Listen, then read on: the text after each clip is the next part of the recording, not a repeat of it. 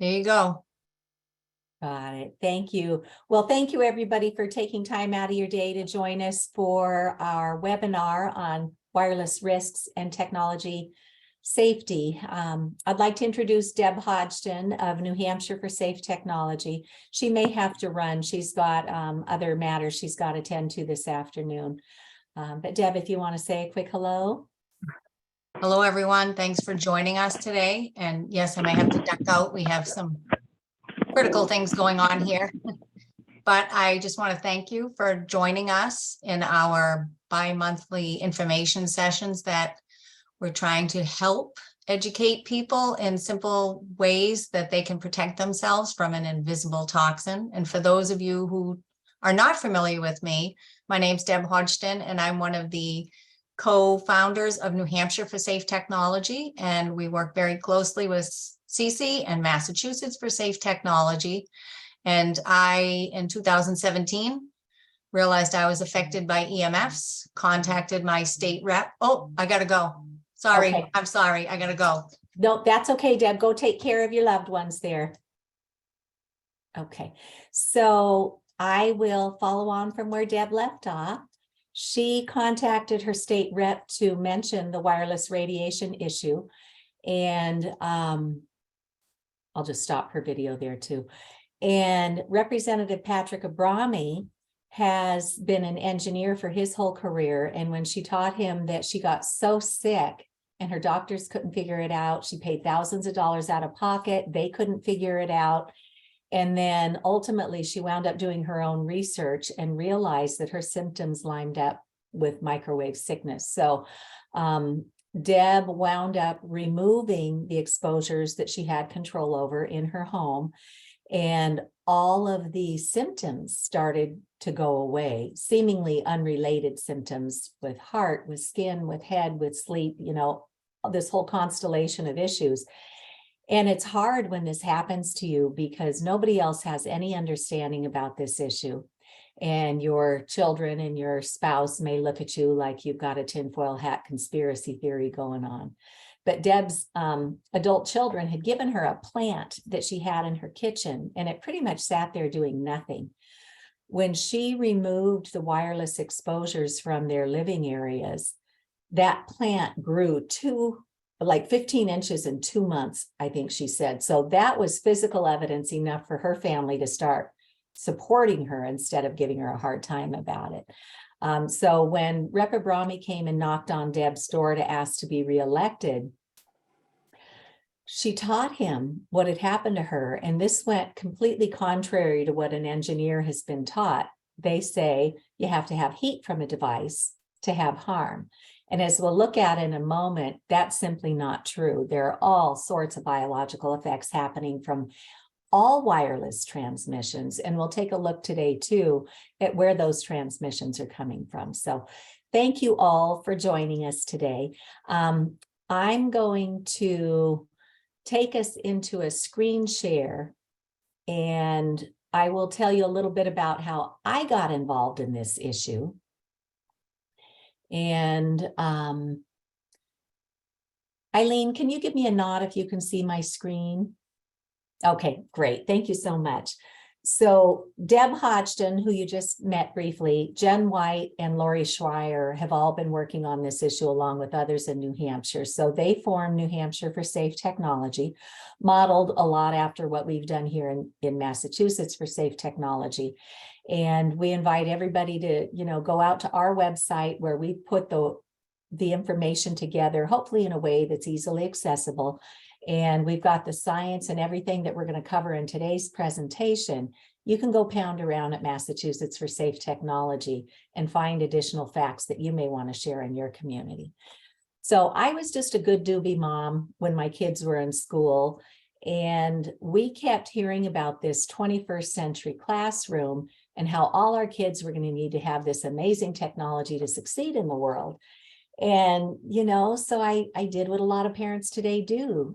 You work or you have your kids in a school that has a very limited budget. So we started doing fundraising to get wireless infrastructure, to get iPads and Chromebooks and smart boards and minis and what we thought was this great new technology. And then one night at book group, a girlfriend of mine who's an electrical engineer tipped me off that there could be biological effects. And I just went, and I didn't do anything about it. But then I read something not long after that, and I thought, wow, if there's anything to this, I want to know. So I started looking at the science, and we'll show you what that science says in a couple of minutes.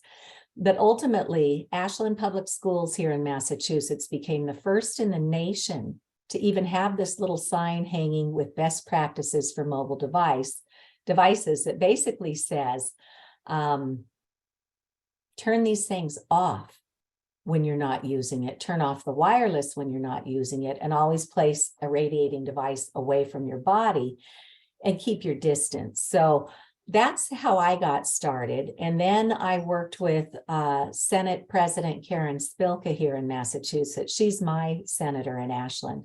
She introduced legislation in 2015.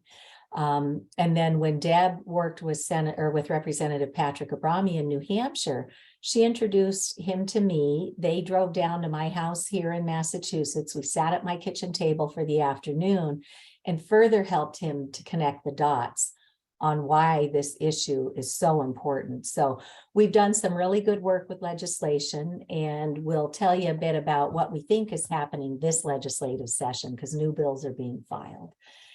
And then on this journey, Dr. Deborah Davis, who's a Nobel Peace Prize co-laureate on climate change, she is also one of the world's leading experts on wireless radiation. And somebody in Europe had contacted her to see if they could reference her website, which is the Environmental Health Trust. And they thought it would be really useful to get education out to the public, take this big issue and distill it down to where you can reasonably be educated in about a half an hour online. So Dr. Davis introduced these folks in Europe to me because she knew about my work here in Massachusetts. And we built little off-the-shelf courses that anybody in the world can take in about a half an hour to really give you the basics, and then a tip sheet at the end for how you can actually use technology safely. So it's been an incredible journey. And then for the first couple of years, I was the only person I knew that I could speak to about this. And I wasn't really even sure what I knew at the time. So then in 2016, I think it was, Dr. Deborah Davis brought a panel of world leading experts to our state house in Massachusetts. And somebody called me up, Patricia Burke, and said, there's this forum happening at the State House. And so I went, and I was just astounded at a standing room only forum at the Massachusetts State House of all these people who knew about this issue. And we had experts from India there, from Canada, from the US, all talking about the need for people to have a right to know that, yes, technology is amazing, but it's high time we be taught the risks and learn how to use it safely. So from there, I met people in Massachusetts. We founded ultimately Massachusetts for Safe Technology. And again, after this presentation today, once the video is rendered, we will send that out and we'll send you my slides. Because I say, don't take my word on any of this. Go learn it for yourself. If we can help you connect those dots faster than it took me to learn all this, then by all means, use this as a launch point. I like to include this next link here. Somebody down at the National Institutes of Health found my work and asked if I would co-chair the technology panel for the Health in Buildings Roundtable Conference. And so I was like, I'm not a PhD. I was honored to earn a master's in technical and professional writing from Northeastern University, but I don't have a terminal degree. And they said, that's okay. We just like the way you present information. I thought, okay, if you'll have me, I will do my best. And so we brought together this technology panel with Peter Sullivan, who's a philanthropist, and he used to be a fighter pilot. And then he went on to be an engineer in Silicon Valley. He wound up getting really sick. He was up in the fighter planes with all the radar on the plane and the instrumentations in the plane, and he got really sick. And then when he had children, both of his sons wound up on the autism spectrum when they came into the preschool years. So Peter did many of the things that parents of autistic children will do. They will clean up the diet so you're not burdening the body with toxins from the food stream. They will oftentimes do the heavy metal detox to get those metals out of the body that could be impacting the way a child's brain is developing and working.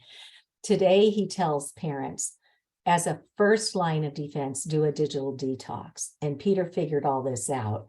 And again, the message is not no technology, it's safe technology. And with a little bit of education, we hear time and again of adults and children, even those on the autism spectrum, who greatly improve. And for the first time, when I was listening to a lecture Peter had done, he told us that his 2 boys are no longer on the autism spectrum. And I didn't even know that was an option.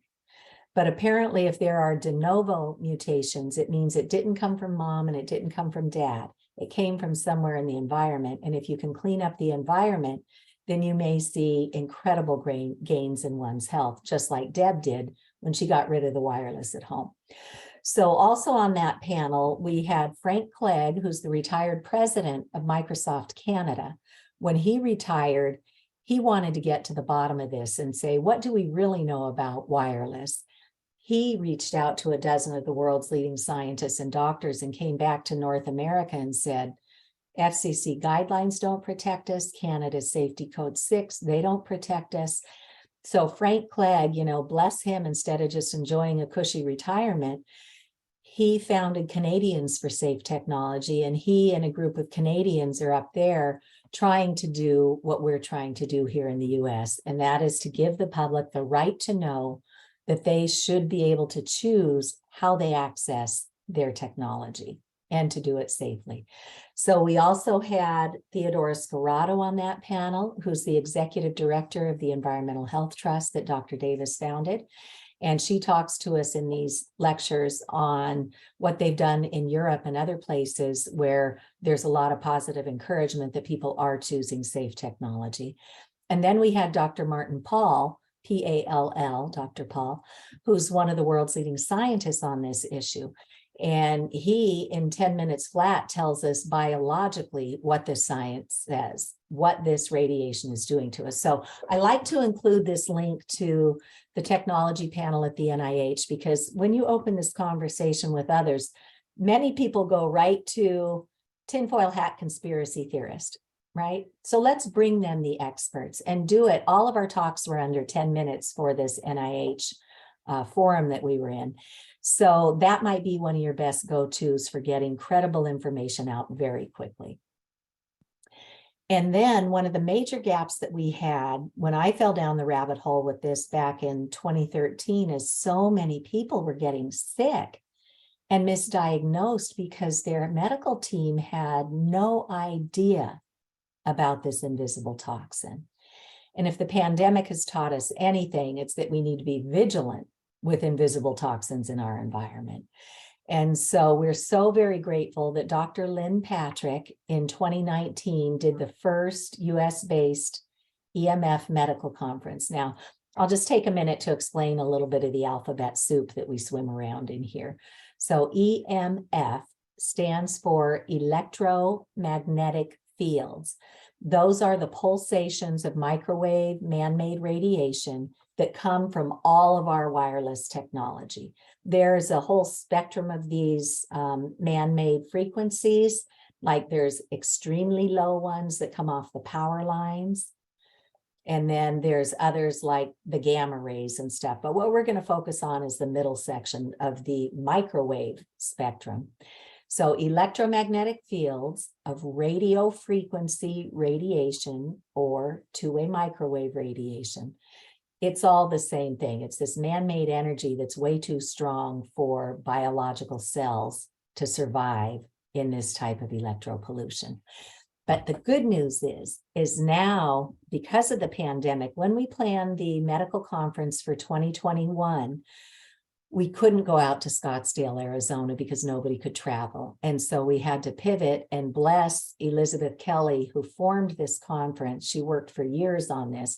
She had to learn to pivot and go to an online platform. So now all the lectures from that conference, all the panel discussions, The whole gamut is now available online. It's been reaccredited. And so for any healthcare practitioner who needs continuing medical education credits, or Libby went after a second track for nurses to get CEs or continuing education credits. But anybody who's a licensed practitioner, they can now earn 24.5 credits and be professionally trained by world-leading experts on electromagnetic fields.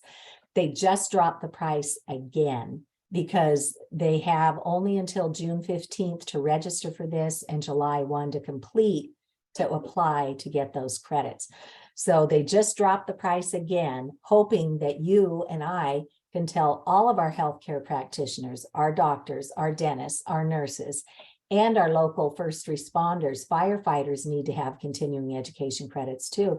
And they need to know what this radiation is doing to people. So please take this information back to your own teams and start wherever you are. If you belong to professional associations, if you're a parent and you're involved in your schools, use these resources that we're sharing with you today, because we're not doing it for us, we're doing it for you. And we want to help you quickly get to credible information. So it was the legal fine print, I think, that got my schools to start paying attention to this. Anybody who's with us today, if you have an iPhone, I invite you to take that out and go into settings. If you happen to use a different type of phone, it's in there somewhere. If you just go research it and look up RF exposure, it will tell you what the legal fine print says in your own device. But our friends at Environmental Health Trust have also come up with this See the Fine Print. And you can go through and look at a lot of common devices that operate using this man-made radiation. But even look at like what the Apple iPads used to say: seizures, blackouts, eye strain. Every parent should know that before handing their child a wireless device. And we'll teach you how to use these devices safely. So once you're in settings, scroll down just a little ways and hit general. On a really old phone, you'd hit about, but they've moved that menu. So from general, you just go right to legal and regulatory.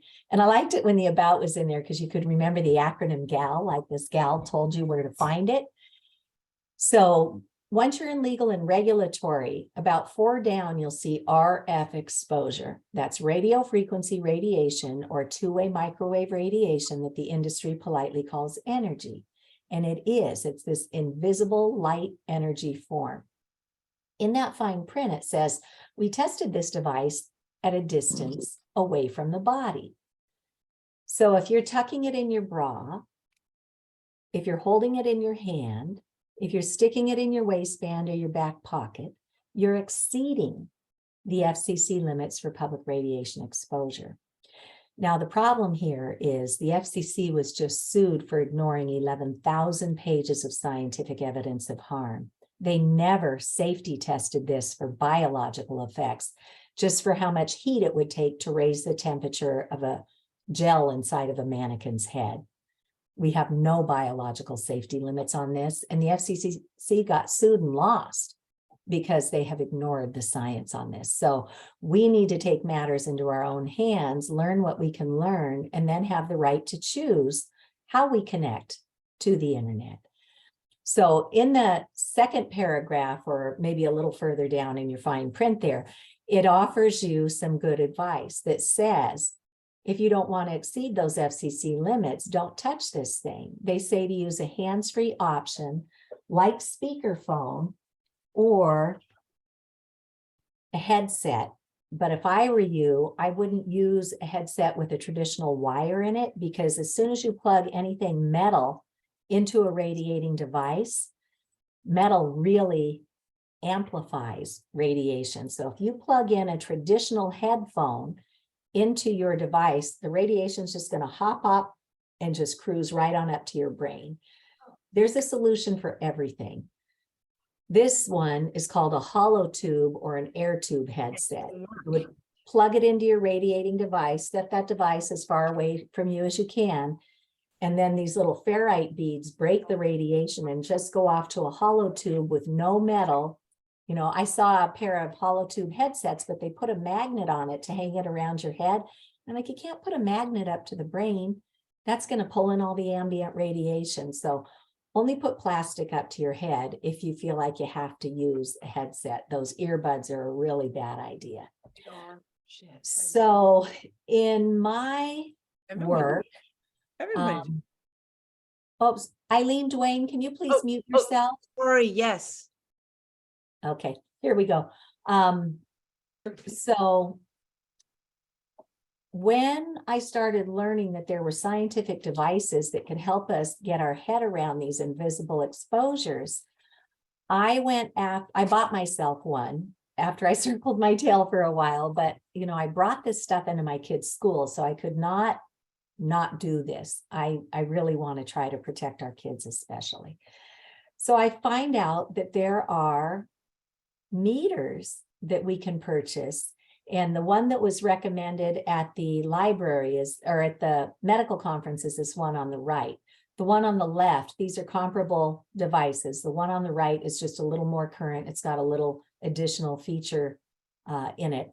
But that's the one that was recommended at the medical conference for doctors to take into their practice as they're helping their patients to heal. They can say, take this home for an hour or two, measure what you got going on in your house, then come back and we'll figure out how to remediate. So I went after a grant here in Ashland. It wasn't easy. It took me 3 tries. I had to go and meet with our board of selectmen. I met with all of them one by one.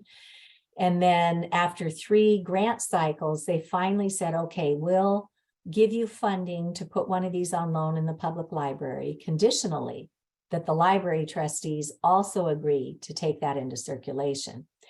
And so I went and I met with the library trustees and I showed them what I'm going to show you with the science, and they elected to put this on loan in their library. And it's really cool now because all of our libraries today have a library of things. So it's not so unusual to say, can we please have this resource in our community to be barcoded and put it on loan? So that's what we did in Ashland, and it turned out to be like a pilot program.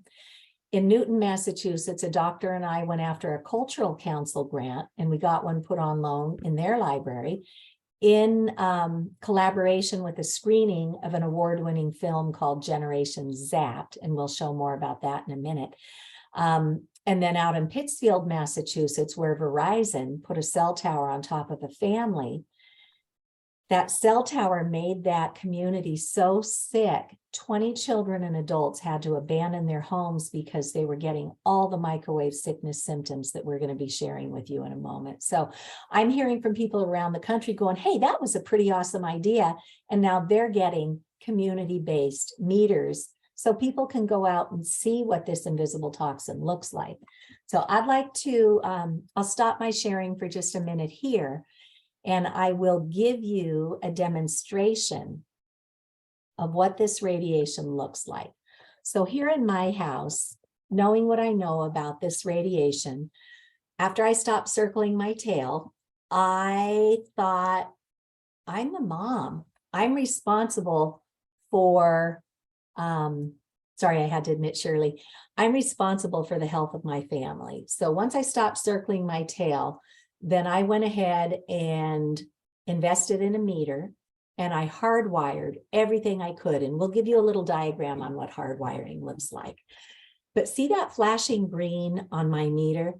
That's the best that we can do, okay? In the scientific literature, they want us to be under 10.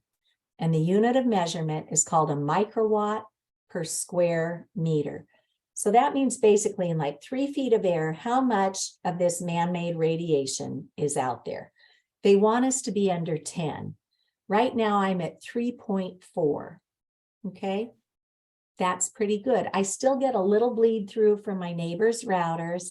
We do have 2 digital electric meters on the far side of my house, but pretty much I'm able to keep it under 10. And I keep my cell phone in airplane mode as a rule. You can forward cell phone calls to a landline. You know, they're mobile technology, right? It was only meant to be used on the go, not polluting ourselves indoors as well as outdoors. So My cell phone, I keep in airplane mode, but I'm going to turn on my cell phone.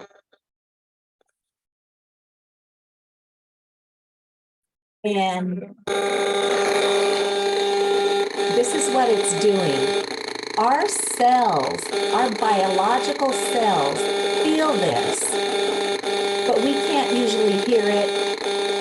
Okay, so I'm gonna put it back in airplane mode to stop all of that.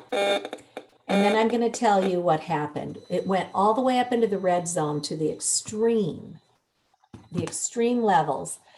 We were at 3 a moment ago. When I used my phone, it went to 595,000. 595,000, and the scientific literature wants us to be at 10 or less in our indoor spaces. So that is what we're up against today. So now I'm going to go back to my screen share, and we're going to walk you through why we're concerned about this and what the science is telling us. Okay, so first, hang on, I'm going to mute a few of you guys just so we don't get noises from the background. Okay. All right. So now I'm going to go back into my screen share. So getting a meter for your local library, the Pittsfield Library paid for it out of their budget. So maybe your library will do the same if you share this. I did this 23-minute public service announcement with my local cable station. They've been so good. They're like the last bastion of independent news in a community these days. And they love to do projects with community members. So they came to my house. We did a walkthrough of common exposures in our homes from our computers, our laptops, the microwave oven, the cordless phones, all of it, and just showed what the radiation looks like and how to perhaps bring that down. So feel free to share that. So what does the science tell us? Let's look first at the long-term effects. This study over here by the US National Toxicology Program, they are the gold standard in the world for toxics research. They conducted a study over about 20 years when cell phones were the technology of the day to see if these could cause cancers and other harms. Well, at the end of the day, they had an unprecedented peer review at the National Institutes of Health with world-leading experts whose life's work is microwave radiation. And they concluded clear evidence of cancerous tumors and DNA damage, among other findings. Every time something good comes out in the science, the industry takes it and spins it. In this case, they likely said, oh, that's just one study. You need more than one study. Well, right on the heels of our big US study, the Ramazzini Institute in Italy concluded another large study on cell towers, or what they call base stations, that found the same cancers and DNA damage that we found from the cell phone. So it's both of them, all of them that are transmitting microwave radiation. So child and adult cancers, DNA damage, which is our roadmap to grow a proper anything. The infertility studies are the ones that got me on my feet. I started reading the science, and they've taken male human sperm and exposed it to a laptop with the antennas radiating, and it caused DNA damage. It slowed the motility of the sperm, and it caused far fewer sperm to be viable, or what's called apoptosis, or programmed cell death. And I was like, you got to be kidding me. My oldest daughter at the time had just gone off to college with her MacBook on top of her reproductive organs. My youngest had just gone into high school, and we had just given her a laptop for Christmas to go access her education. And of course, we're both my girls using these, but right on top of their reproductive organs. And we now have additional studies on women's fertility, and women who use wireless technology have higher miscarriage rates. So that was the day I found my voice, though. And I thought, I better say something here, because I've never heard of this. So that's where I started engaging the conversation, was when I started reading this science. Now, before the pandemic, were already at epidemic proportions of anxiety and depression, most of our industrialized nations. And Dr. Hugh Taylor, who runs the OBGYN program at Yale Medical, has done the rodent studies and sees when you radiate the pregnant mom mice, they give birth to pups that come out bouncing off the walls, resembling behavior much like a child with attention deficit or attention deficit hyperactivity disorder. Dr. Martha Herbert, who founded the autism lab at Massachusetts General Hospital, also sees huge connections in the families in her care as to what we know happens with microwave radiation exposure. And then Dr. Martin Paul also came out with a study last year looking at all the science on Alzheimer's and microwave radiation or electromagnetic fields. And it used to be like with cancer, Alzheimer's would hit people late in life. And now he says it's not just people in their 70s and 80s. We're now seeing earlier and earlier and earlier onset as we continue to pollute ourselves and our environment. So we're now seeing people in their 60s, 50s, 40s, 30s, and in some rare cases, people in their 20s getting microwave radiation sicknesses that are being diagnosed in many cases as Alzheimer's. So we're very grateful when other groups that are trying to protect us from environmental toxins also take on the wireless issue. And the Environmental Working Group is one of those groups. I first learned about them from their work with pesticides. They put out a clean 15 and a dirty dozen list every year that talks about, you know, which produce items you should really get as organically grown as you can, and which ones are maybe more protected by their own structures that you could perhaps go conventional if you had to. So now the Environmental Working Group is taking on the wireless issue, and they have a PhD there who's working on this. And they've come out with a number of fact sheets about wireless technology. Here's one: protecting kids from wireless radiation in schools and at home. They did another one on neurotoxicity. And, you know, we have to be careful with our kids because they're not just little adults. They are biologically still under construction. And if we're damaging their DNA, there can be a lot of things that are going to go wrong. So this study by Dr. Om Gandhi shows that when an adult puts a cell phone up to their head, it penetrates the brain about a third of the way through. And when, hang on, I'm just trying to let some folks in too. When you put that same cell phone, these models up here are tilted sideways, so the little yellow is the ear. When you put a cell phone up to the brain or the skull of a 10-year-old child, it's penetrating about 3/4 of the way into that brain. And when you have a 5-year-old child, look at that, that radiation is penetrating into the brain matter of that child, almost the entire brain. So we have got to get ahead of this and start protecting our children. So a lot of people, when they first come into this conversation, will say, you know, gosh, I didn't want to know about this. I didn't want to hear about it. But man, when you discussed those short-term effects, they're like, wow, it really spoke to me. So we should know that as far back as 2002, the Americans with Disabilities Act already recognized what they call these electromagnetic sensitivities. Insomnia is huge. You know, in mainstream media, they'll tell you, oh yeah, put your devices away a couple hours before you go to bed because that blue light could be dysregulating your sleep. Well, it's not just the blue light from the screen, it's the microwaves coming from these devices, from your routers, from your Roku, from your Chromecast, from all of these conveniences we have so readily bought into. What happens with the insomnia is this: in the wee hours of darkness, as part of our circadian rhythm, The pineal gland in the brain releases melatonin. Melatonin's job is to then go in and regulate our sleep and also help to clean out the toxins of the day through the bloodstream. What happens when we leave this invisible light form on is that the brain thinks the lights are on. And so it's waiting for the wee hours of darkness, which you're never going to get if you leave this stuff on 24/7.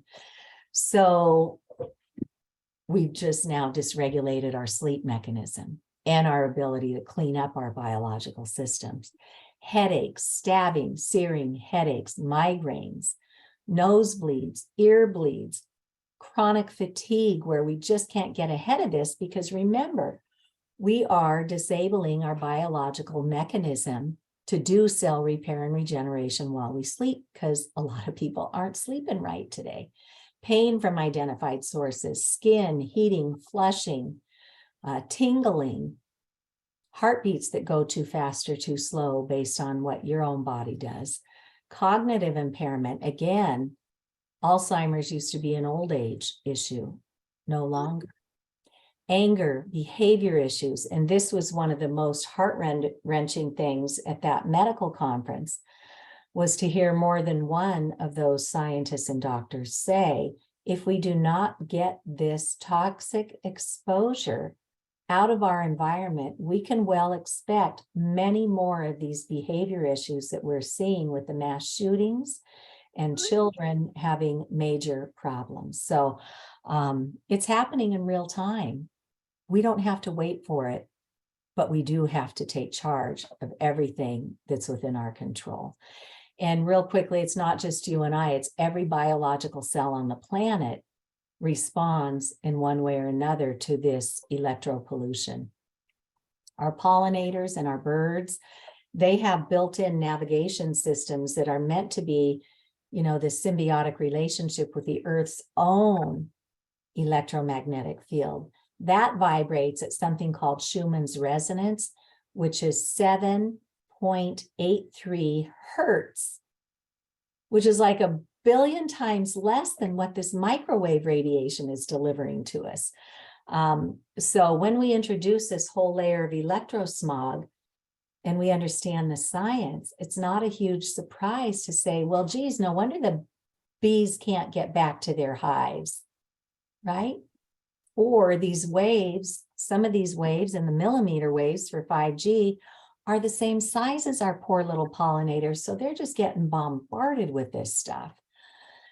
And for those who care about climate change, we should know that back in 2012, Greenpeace, an analyst, said if the cloud were a country, it would be the 5th largest consumer of energy in the world. 5th largest, and that was a decade ago. And look at how much more we have brought online in that decade.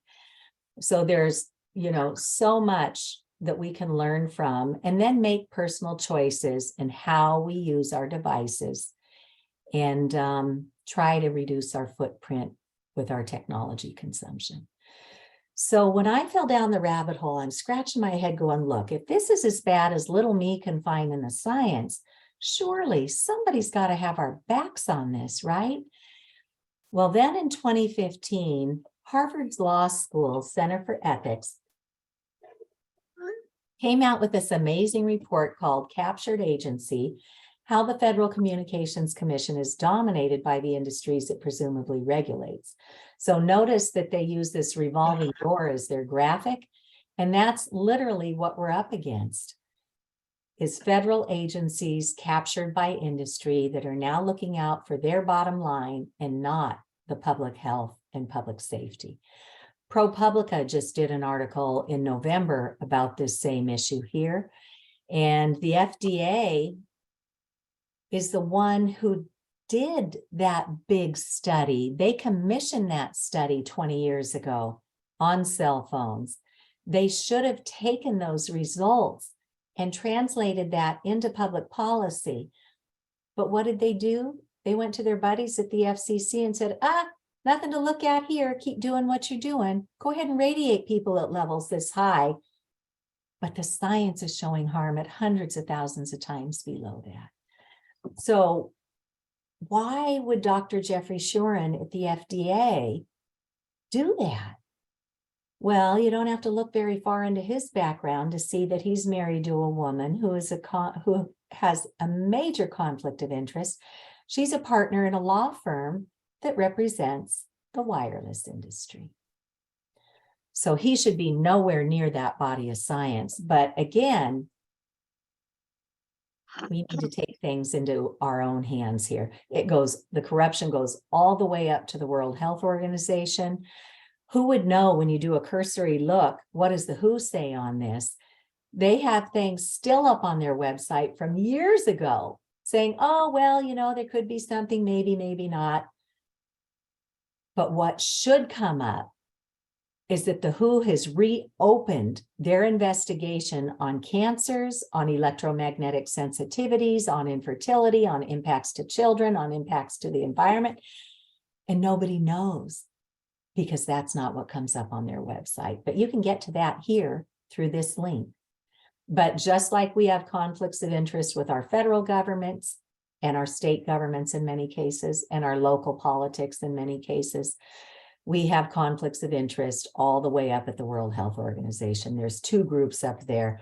One are the scientists trying to get the truth out. The other is a very heavily influenced industry group. So, yeah. Eileen, if it's okay, we're going to wait until the end for questions and answers, just to make sure we get through all the information. So that's all the bad news, you guys. What we want to do is give you a very simple diagram of what you can do. This is what safe technology looks like. Somewhere in your home, you have a router. Flip that router around, or somewhere on it, you're going to find Ethernet jacks. All you need to do is get a big long Ethernet cable and run it to where you use your technology in your home. If you have more than one device, which many people do, you can get something called an Ethernet switch. And, this is the little tiny box that my Ethernet switch came in. So it's just like a little extension cord for electronics, basically. And then get little cables for your own devices, right? So if you have that iPhone or another cell phone, most of them you can hardwire. That's what we mean by simply putting a wire back into your technology.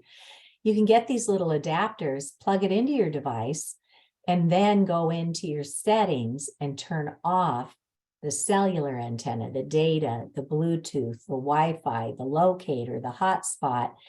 And for anybody who didn't know any better and already upgraded to 5G, go in and find those antennas and turn them off too.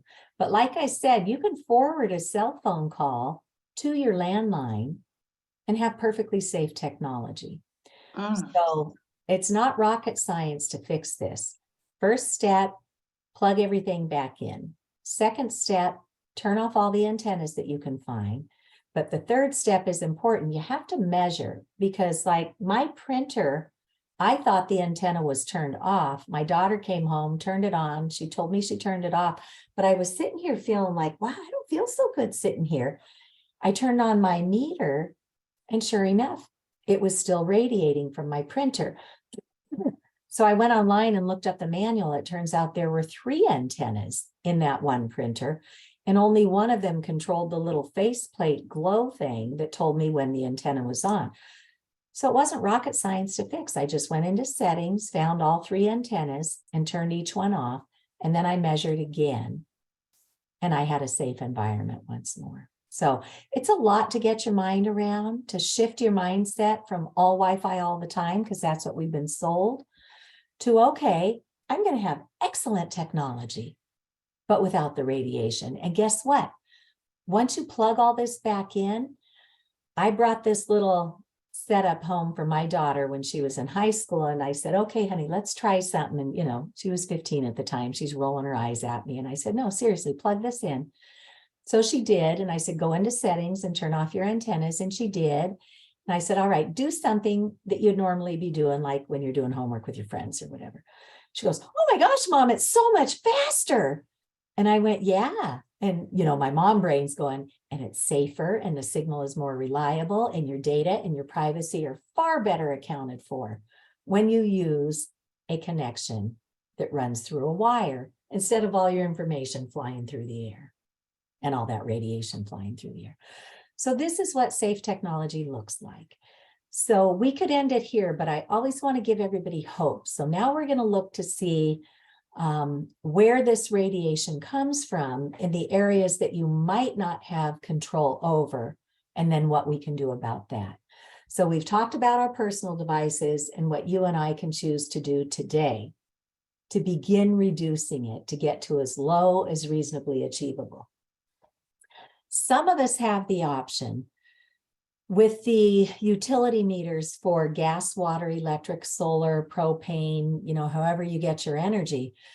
Go out and look at your meter. If it's got an FCC identification number on it, then it's transmitting microwave radiation.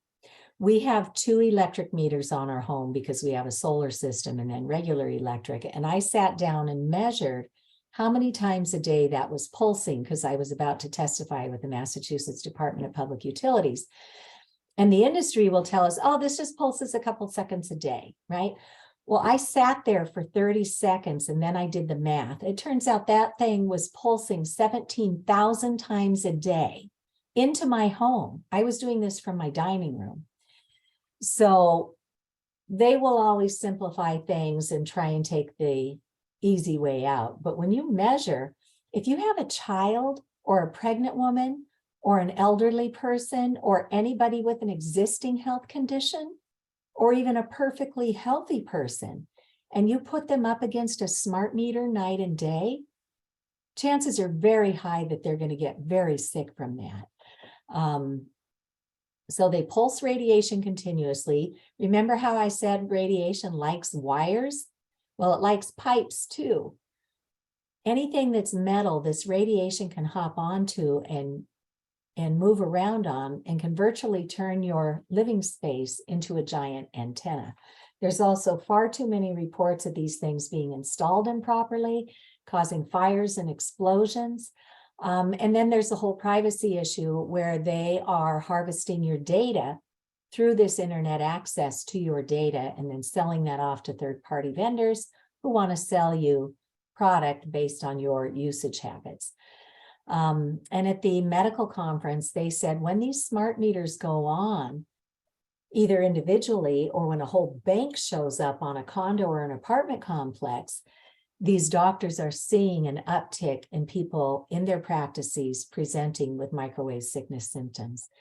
And it's also become a big environmental justice issue where these industries will come into largely impoverished minority communities where people are working 2 or 3 jobs just to get food on the table and keep the roof over their head.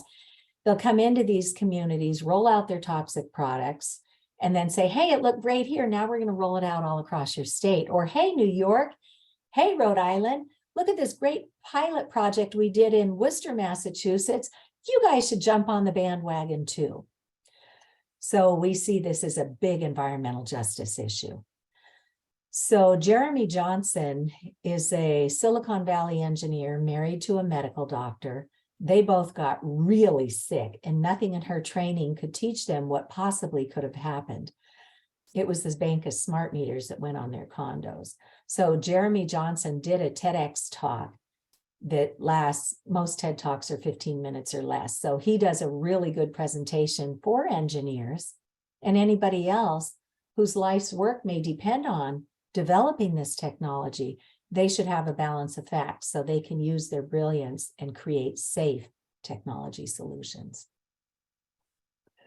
So our own devices, the smart meters, and then we'll talk about the first cell towers that we got, which were these big macro cell antennas mounted on a structure. They used to be off in industrial parks, far away from where we live, or we go to school, or we hang out in our, our recreational areas. And then they started encroaching closer and closer to where we are. Now aesthetically, if you can paint an antenna the same color as the building, people are leasing their buildings to put these antennas on, and people are getting very, very sick from this. So always look to the non-industry funded science. And being a tech writer, and I started getting way over my head on all of this, and I couldn't remember where I found good science. So I needed a way to keep it straight. So I built myself a very simple research repository called Understanding EMFs. And I've got pages for the cancers, for the science, for the military, because this was developed as radar for World War II and beyond. So we've got lots of information that you can just breeze through these bullets and grab whatever you want to go look at. But when we look at the science on cell towers, they're telling us that there is this death curve that starts to come down at 500 meters. That's 1,640 feet. It starts to come down. So that's already a compromise. It doesn't actually catch up to the normal population death certificates and statistics and neurotoxicity, you know, the insomnia, the headaches, the nosebleeds, all of that. The curve starts to come down at this 500 meter mark. So we need to keep our distance. There's a website called antennasearch.com that can show you where a lot of these big antennas are in the United States. It usually gives you a return of a 3-mile report. So when I put in 24 Beacon Street, which is the State House address here in Boston, there were 1,520 towers within 3 miles of our State House. Oh, more than 4,500 of these massive antennas within 3 miles of where our legislators go to do their job every day. And these things are all over Boston. And now there's a whole new layer of technology being added in with 5G or 5th generation technology. Most people say, we had 2G, 3G, 4G, now we've got 5G, no big deal. Well, it's a whole additional layer of microwave toxicity on top of what the big cell towers are pulsating at us. Our friends at Americans for Responsible Technology put up some pictures of little canisters that you might see. Sometimes they're hung on the wires, sometimes they're put under manhole covers. Sometimes they're hidden behind a fake facade on a building. But the industry's spinning it up that this new awesome technology with 5G and the Internet of Things is going to give us faster downloads for our entertainment pleasures. Smart cities, superhighways. But go take a look at who's buying up the entertainment industry. It's these same companies that are pushing all this technology. So this is one of their new revenue streams. So it's not replacing what we already have. There's something called the electromagnetic spectrum, and that shows all the different the lengths of these waves carrying our signals and data and how fast they come, the frequency. Well, there's not much more money to be made. They kind of sold out the spectrum on all the longer wavelengths that carry your cell phone signal from out there inside your building. All that's left are these dinky little millimeter waves that don't go very far. And they're promising we're going to have faster speeds if we let these millimeter waves do their job, but they can't go very far. So they still have to be paired up with all the longer wavelengths. So their goal, because these little millimeter waves can't go far, is to put them inside your neighborhood and mine, not in an industrial park. They're going to put cell towers, and they're already doing it, as we see from these illustrations, every 2 to 12 houses inside your neighborhood and mine. And because these little tiny millimeter waves get absorbed very quickly, they can be disrupted by a snowflake or a raindrop or the leaf on a tree. So we see these guys coming in oftentimes under the cover of dark at night to put up their antennas. They're literally clear cutting the trees or lopping them off so that their cell signals can get through. So this is a raw deal for our towns. And the kicker is, Senator Richard Blumenthal was up in DC at a congressional hearing with the Commerce Committee, and he said to 2 industry representatives there, so please share with us, how much money has your industry invested in independent, peer-reviewed scientific literature to prove that this was safe before bringing it to market. And the two industry guys just kind of hemmed and hawed, and then ultimately had to admit they know of no independent science that was done before bringing this to market. And so in this little 4-minute clip from our friends at Environmental Health Trust, Senator Blumenthal says, so basically, as far as health and safety is concerned, we're flying blind here. But we already know from the 3G and 4G studies, this is extraordinarily toxic. And even, people who track the industry say 5G is a bad joke. It's a great revenue stream, but it's not really giving us anything that we didn't already have with toxic 4G. And then Verizon goes on and bragged last January, oh boy, we're bringing 5G to 100 million people in all the big cities across our country. This is not a popular paper to share, but it was a really well done paper, and it went through a very vigorous peer review. Some people will say 5G caused the pandemic, and once you open your mouth and say COVID-19 and 5G in the same breath, you might lose a lot of people. But what the facts are telling us is that our biological cells only have so much energy to carry us throughout our day, and at night do proper cell repair and regeneration. When you have an environmental exposure that is nonstop, that can retard the body's ability to do its proper cell repair and regeneration. So when you have scientists and doctors who do a study like Dr. Rubik and Dr. Brown did, they went and gathered the data from the cities that installed 5G and turned those small cell antennas on at close range. And they showed statistically significant higher COVID cases and statistically significant higher death rates in the cities where 5G was activated. We're not saying it caused it, but our poor bodies can only do so much to try and keep us upright. So that's the facts on that. Dr. Magda Havas retired from Trent University up in Canada, where she taught electromagnetism for a couple of decades. And she recognizes that our governments, by and large, have dropped the ball on this, and nobody is accounting for the cumulative electrosmog.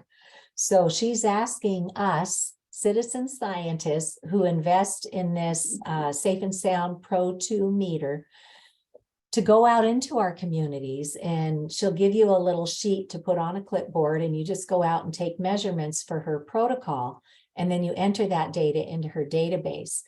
And here you see black, red, amber, and green on locations throughout the world where we as citizen scientists are getting this. So black is blackout, bad, bad, bad.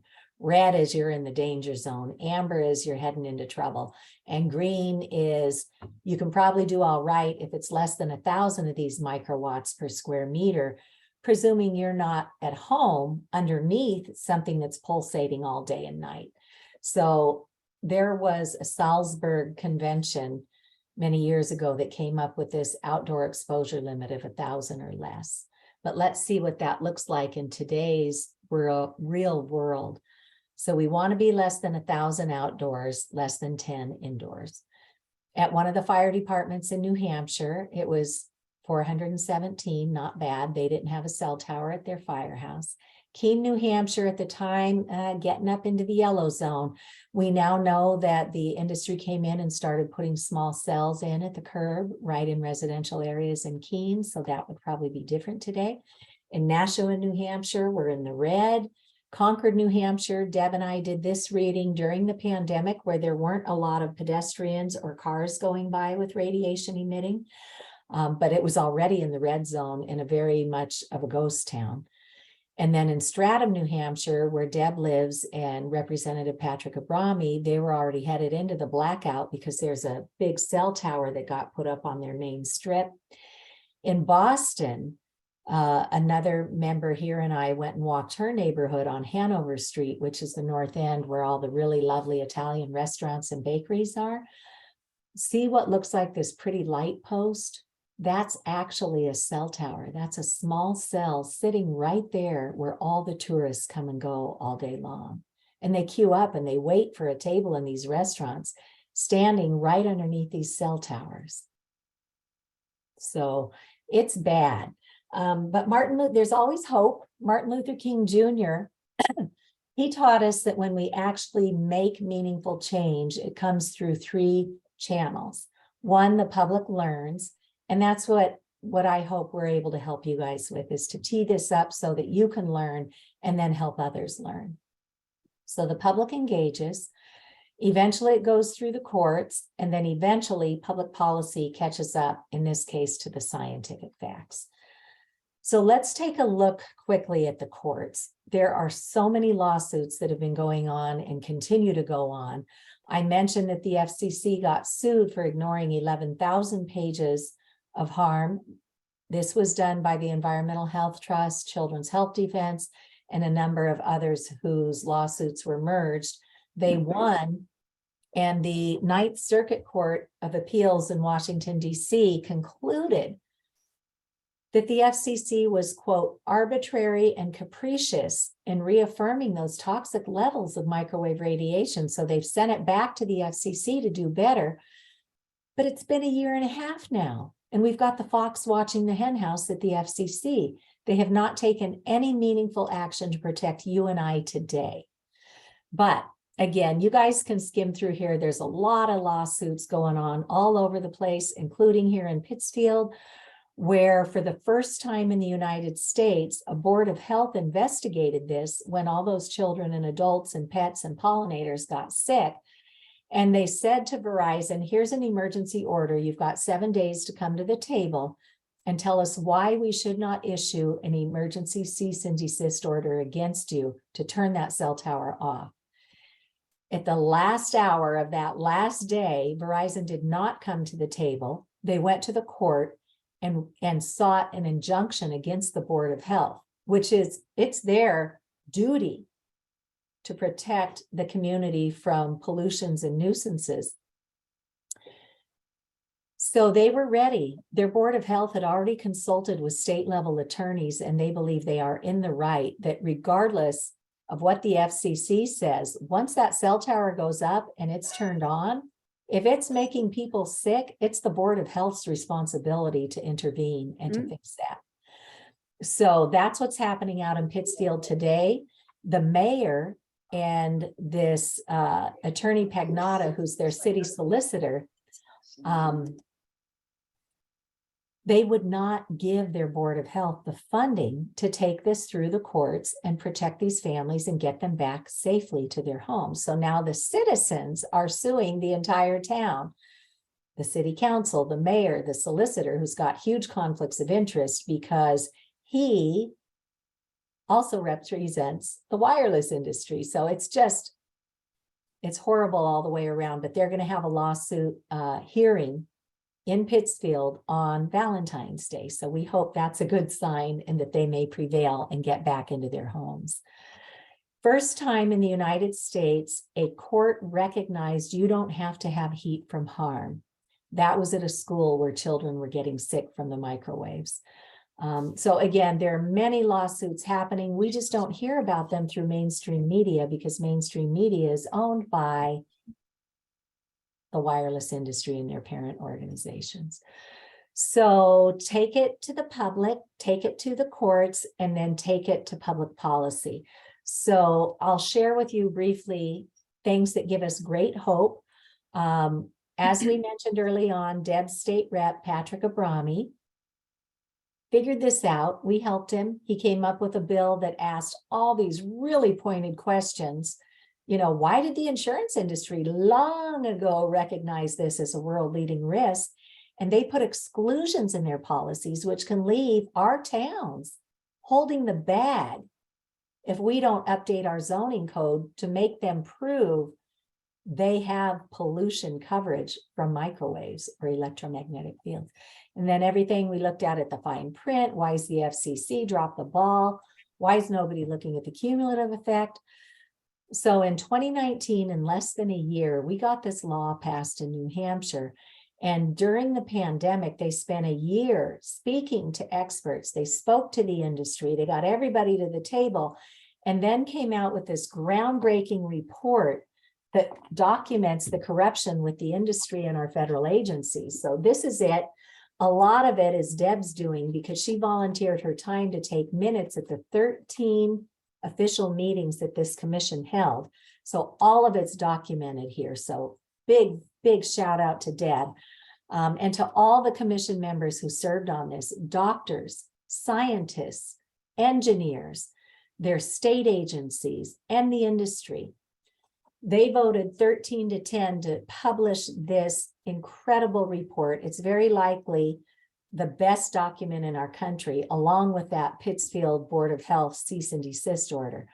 But they document all the facts, all the science, all the corruption. And then in New Hampshire, if the full commission doesn't agree, then the minority can also write up a report. So from pages 17 to 28, there's a gift in here that the industry wrote. This is their playbook. This is what they come into your town and mine and tell our public servants. Oh, you know, the American Cancer Society, they think it's okay. Oh, the science is inconclusive. Well, in the last meeting of this commission, they introduced their minority report. And Senator Denise Ricciardi and Dr. Paul Heroux, who also taught electromagnetism, but up at McGill University, which is like the Harvard of Canada, I understand. They refuted what's in that minority report, and all that's in the last meeting minutes too, that's included in the report. So when the National Toxicology Program came out with their $30 million report study showing clear evidence of cancerous tumors and DNA damage, the American Cancer Society said, this is groundbreaking, paradigm shifting, good science. But the industry will waive other stuff that they've said when they were saying, oh, it's inconclusive. So the industry cherry picks and puts before our town stuff that will make them have a comfort level at letting them put this toxic infrastructure in. So that is still the best document. At the same time, there was a wonderful Senator Lori Monez Anderson in Oregon who went through hoops to get a bill passed there, to get their Oregon Health Authority to see if it's safe to leave our kids in school with microwave radiation. These two investigations were apparently going on between New Hampshire and Oregon at the same time. So when we would find good things in New Hampshire, I would send it off to the guy who was doing the bookkeeping at the Oregon Health Authority, because how great would it be if they could come in step? Well, through Freedom of Information Act request, we found out that there was a lot of corruption going on at the Oregon Health Authority. They did not do an independent investigation. They had, I think it was grad students at one of the Oregon universities do the legwork. They came up with a report that documented the harm. And then somebody at the Oregon Health Authority crossed it all out. All that harm that befalls our children, crossed it all out of the report. And in the law that got passed, it said you have to look at non-industry funded science. And what did they include in their report? The industry funded science. So the Oregon Health Authority report is a joke, but the industry will still say, hey, look, the Oregon Health Authority looked and said it was fine. So we just need to know these things so that we can counter them with fact. So Dr. Kent Chamberlain was actively the chair at the University of New Hampshire in their computer and electrical engineering department. And he did a 20-minute presentation explaining what the commission found, and then he makes his slides available. So these are resources you can share as well. Last year, they came up with a bill to address the first of their 15 recommendations, and that was to put a setback in place so you can't put a cell tower right on top of where people are. At least start at a minimum of that 15 or that 1,640 foot or 500 meter mark, where the death rate and the neurotoxicity rate starts to come down. That's already a compromise. So, but what we had, and it was bipartisan, Republicans, Democrats, and they also wanted the industry to pay for a state level registry of harm because so many people are getting sick, but there's nowhere to put that data in so we can make informed choices for public policy. But what we hadn't anticipated is from 2019, when that first bill was passed, to 2022, a lot of the same people from that first committee on science, tech, and energy in the House were no longer there. So we had to start at square one and educate all over again. And there was a very short timeline on reviewing this bill. So at the end of last year in October, they had two choices. One, they could say, oh, this issue's, not worth our time. We're not going to support anything more on this. Or two, there is something here, and we think something should happen in the next legislative session. So at the end of 2022, the House Committee on Science, Tech, and Energy in New Hampshire voted 15-3 to introduce new legislation in January. And so that's what's happening right now. I also want to share this resource with you. Frank Clegg, who is that retired president of Microsoft Canada, he put forth testimony last year. And in his testimony, which you can get to here, he indicates that wireless technology is no longer advanced technology. It has outlived its useful life as a main source of connectivity. We should be bringing fiber optics to and through the premises and backing away from wireless as a primary form of connectivity. So great resources for you guys to take to establish credibility on this issue. So there's a slew of bills being filed right now. January is a big month here in Massachusetts and New Hampshire and Connecticut and perhaps elsewhere. As we find them, we're going to round them up and I will put them out on my website. But New Hampshire just introduced a municipal bill. What we learned happened, there's a industry lobby group called ALEC. ALEC got in across half of our states and stripped local control at the state level by putting language in bills that would basically give them free rein to go put these small cells everywhere. So here in New Hampshire, they've identified where that language was in their bill, and they've now written a new bill and just introduced it. And it would restore local control to our towns. And it would also address the pollution exclusion to make sure our towns realize they better have the industry with real pollution coverage, because otherwise our towns are not protected. So a good bill that we hope we can get passed in New Hampshire. We'll ask everybody to send in a brief statement to support the legislators. This is the bill that we had from last time, and I will be updating this before I send out my slides. In Massachusetts, we're so very grateful to Senator Julian Cyr. He has two bills. One of them is to form a commission, much like New Hampshire did, and a second is to protect children from handheld devices. I'm so grateful that Senator Paul Mark, who's just been elected to the Senate, he was a state rep for many years. He was also a lineman when he was up and coming in his career. He actually worked for the telecom industry as a lineman, literally hanging the wires.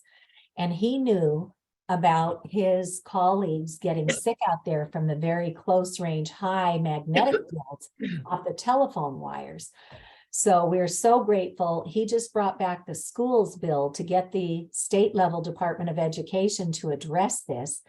The state rep who had the Faith School in her district where the kids were getting sick, she's no longer in the legislature. So that bill was left abandoned and orphaned, and God bless Senator Paul Mark for bringing that back.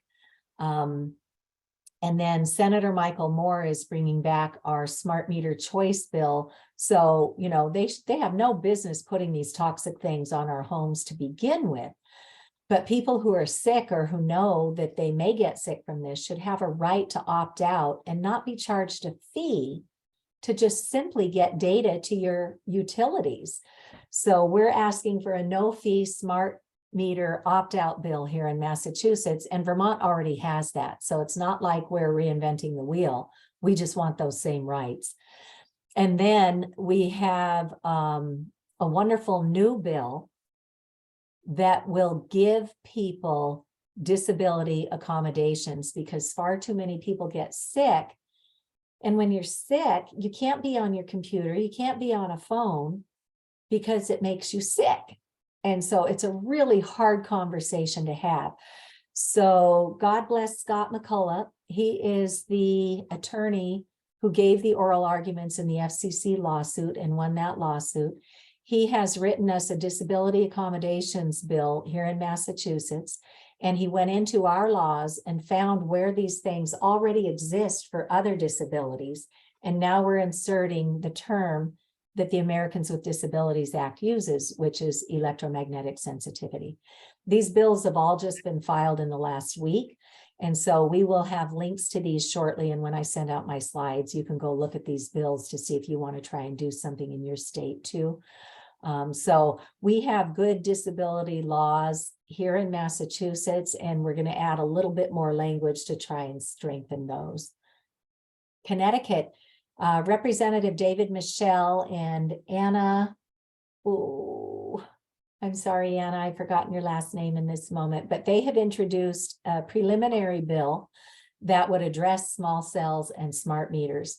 I think the way it works in Connecticut is you submit your proposal, and then the committee chairpersons decide if they're going to let that bill get introduced and flesh out the language on it. So in the last week, I've heard about all of these bills, and we will give you more information as it becomes available. So I'm just going to say that when the industry comes in to your town, they often tell your town, oh, if anybody says anything about wireless, these are just the NIMBYs, the not in my backyard people. Nobody else is talking about this, right? It's just a few people in your community. Well, that, folks, is simply not true. You can go to this link to our friends at Americans for Responsible Technology, and you will see there are over 150 groups, community groups already formed all over our country that are fighting this, town by town. So you are not alone. And there are so many out there that you can connect with. And then town by town, towns where the citizens work with their communities, we are making inroads. We have wins, changing our bylaws, protecting our schools, protecting our homes, protecting our parks and senior centers and other sensitive areas. So it can be done, but there's no cavalry coming. It has to happen through you and I, banding together, supporting one another, sharing resources. And that's how it's done until public policy catches up to the science. So City of Boston has worked on this for a long time. And again, this is happening all over. Our friends at Americans for Responsible Technology have built a toolkit for you to go look at. They've got a sample small cell policy that you can just bring to your town, and know that most of our town attorneys are way out of their depth with this. They do not have the expertise on telecom law, and so they're easily influenced by the industry. So it's really important to get the right components of information and professional guidance. But once you do, you know, Burlington did this small cell policy that told the industry, if we approve these applications for these small cells, you have to come back every year and recertify that that equipment is still viable in our community. And we as a town, we don't have that expertise, and we don't have the money to pay for an independent investigation into this every year. So you, Verizon, for example, you're going to have to pay our town to hire an independent consultant to come in and recertify every one of these small cells is still viable. Well, the night they ratified that small cell policy in Burlington, Massachusetts, the Verizon attorney said, well, we don't want to set precedent on a recertification process or a fee, because mind you, they want to put millions of these in all over the country. So the Verizon attorney, respectfully withdrew their 7 small cell applications. So it can be done. And after we presented to these other towns, they went ahead and adopted the Burlington small cell policy. So, we as the citizens need to bring this forward. Don't expect anyone's just going to take it because their plates are already overflowing. We have to stay on it at every turn, but we can make important changes to our towns and our bylaws. And again, we've got many, many examples here for you. And this is happening all over the world. Here in Easton, Connecticut, a grandmother figured out what 5G is. She took it to her town board. There was a doctor on that board. They put a moratorium on that said, until this is proven safe in the independent scientific literature, we're going to ban 5G. And then they just extended their ban in 2022. So it can be done. It might get challenged in the courts, but it's time to bring it on. Okay. So all these resources are here for you. Lots going on with the schools. The New York Times did an expose with a series of articles showing that Silicon Valley executives are sending their children to schools with no technology, not wireless, not hardwired. They know a child's brain best develops through meaningful interactions with caring adults, with their peers, and with the natural environment, not in the shallows of a screen. You can have it certainly as a tool to supplement good education, but it should not be what the industry has promoted with their 21st century classroom. They're even having their nannies sign contracts that there will be no screens near their children. Thankfully, our friends Patty and Doug Wood at Grassroots Environmental Education, they have that Americans for Responsible Technology project, and now they have Tech Safe Schools, which is a national program that they launched during the pandemic, where they've got the resources, and they will send, if you tell them who the leaders are at your school, they will send a packet of information with the science, with the legal exposure, and of course, with the remediation suggestions. So that's all there for you to start protecting the children in your community. And again, many, many resources that you can go look at here. And then for professional solutions, again, we can train through the EMF Medical Conference. Dr. Cindy Russell, Dr. Joel Moskowitz, and others have a website that your doctors can just go pound around in with all the science and what's going on with public policy. Same thing for engineers, physicists, technologists, architects, anybody in the professions. When we presented at the National Institutes of Health, there was a call for papers. So Frank Clegg from Microsoft Canada, he pulled together world-leading scientists, doctors, building biologists, and they put out this paper called Building Science and Radio Frequency Radiation: What Makes Smart and Healthy Buildings. So there's a roadmap for anybody to take from there. So again, the resources are plentiful. It just takes us to keep planting these seeds. So for those who are not do-it-yourselfers, there's an entire profession called building biologists. They have been through very rigorous training, not only with the wireless radiation, but the other forms of man-made pollutants like VOCs, formaldehydes, mold, the water pollutions, the air pollutions. They can come in and do an assessment in your home and give you a report with recommendations, and from there you can take steps to remediate. This film, Generation Zapped, was released in 2018 to the public, and I think it's still one of the best ways to teach people about this issue. It's now on Amazon Prime. It's included in many of the streaming services that our public libraries now offer, and you can just rent it outright for a couple bucks online if you want.